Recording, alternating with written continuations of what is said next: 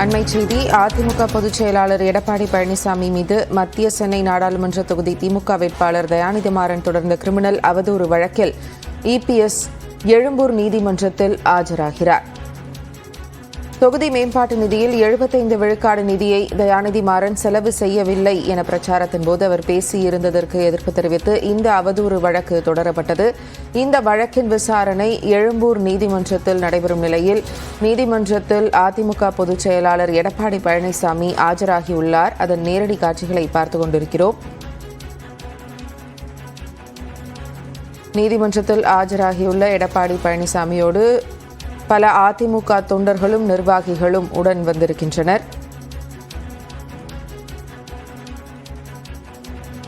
இதுகுறித்து கூடுதல் விவரங்களோடு செய்தியாளர் அபினேஷ் இணைப்பில் இருக்கிறார். பேசுவோம். அபினேஷ், தற்போது வரையிலான விவரங்கள். ஜெனிஃபர், மத்திய சென்னை திமுக வேட்பாளர் தயாநிதிமாறன் தொடர்ந்த வழக்கில் இன்றைக்கு எழும்பூர் நீதிமன்றத்தில் அஇஅதிமுக பொதுச் செயலாளர் எடப்பாடி பழனிசாமி நேரில் ஆஜராகியிருந்தார். இந்த வழக்கின் விசாரணை ஜூன் மாதம் 27ஆம் தேதிக்கு நீதிபதி ஒத்திவைத்தார். குறிப்பாக கடந்த நீதிபதி சக்திவேல் இந்த வழக்கின் விசாரணையை ஜூன் மாதம் 27ஆம் தேதிக்கு ஒத்திவைத்திருக்கிறார்.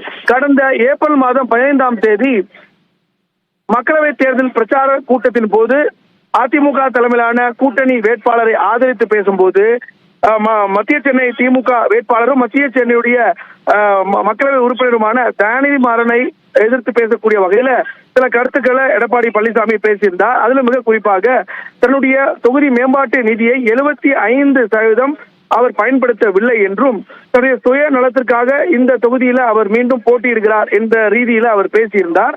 இந்த நிலையில அவருடைய பேச்சுக்கு எதிர்ப்பு தெரிவிக்கக்கூடிய வகையில 24 மணி நேரத்திற்குள் நிபந்தனையற்ற மன்னிப்பு கேட்க வேண்டும், இல்லை என்றால் அவர் மீது, அதாவது எடப்பாடி பழனிசாமி மீது வழக்கு தொடர்வேன் என அப்போது தயாநிதிமாறன் கூறியிருந்த நிலையில அவர் தொடர்ந்து எடப்பாடி பழனிசாமி மன்னிப்பு கேட்காதன் விளைவாக அவர் மீது ஒரு வழக்கு என்பது எழும்பூர் நீதிமன்றத்தில் தொடுத்திருந்தார்.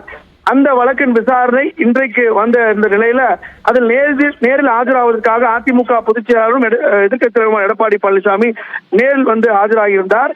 இந்த வழக்கில் விசாரித்த நீதிபதி சக்திவேல் இந்த வழக்கின் விசாரணை அடுத்த மாதம், அதாவது ஜூன் மாதம் 27ஆம் தேதிக்கு ஒத்திவைத்திருக்கிறார். குறிப்பாக உண்மைக்கு புறம்பான தகவல்களை செய்தியை